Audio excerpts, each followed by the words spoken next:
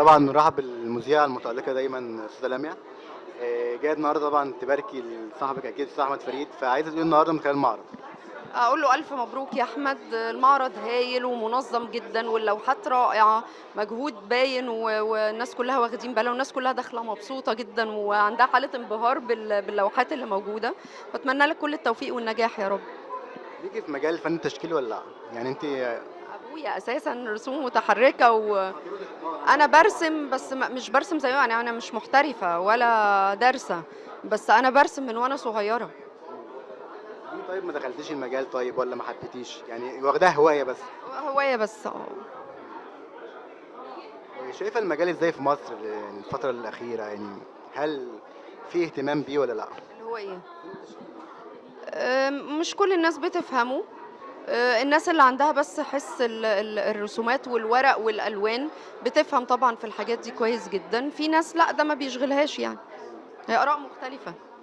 أستاذة دايما يعني قلبة قلبة الدنيا على السوشيال ميديا، أخبار. قولي لي طب إيه الجدل ده كله؟ الحاجات اللي بتسمعها أستاذة لميا اعتزلت مش عارف إيه. مش حد قال خالص ان انا اعتذرت. اعتزلت اللي هو تقديم البرامج يعني مش عارف ايه قاعده في البيت. الشائعة دي جديدة بالنسبة لي، لا ما حدش قال كده. لا خالص، انا ما سمعتش خالص، انا اعتزلت ازاي وانا على الهوا كل يوم. ما ده بتسمعها على السوشيال ميديا. طب تقولي رساله ايه او رسايلك ايه لصناع السوشيال ميديا؟ راعوا ربنا بس دي اهم حاجة يعني.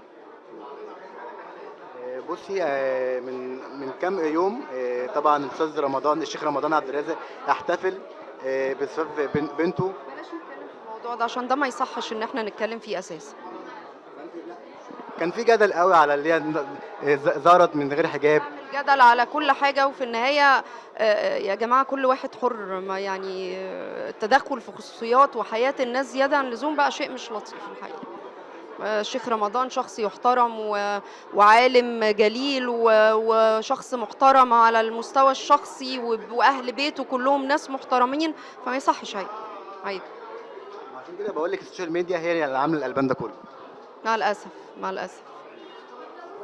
جديدك بقى الفتره الجايه، انا عارف طبعا مكسره الدنيا بالبرنامج بتاعك. مين المذيع اللي انت دايما يعني بتحبي تتفرجي قدامه على الشاشه بصراحه؟ والله انا ما يعني انا يعني غصب عني لان انا عندي هوا كل يوم، شغلي واخد كتير قوي من وقتي، مش دايما بتابع، بس انا طبعا بحب جدا جدا جدا الفنانه اسعاد يونس يعني، حبيبه الكل يعني. ف- بس.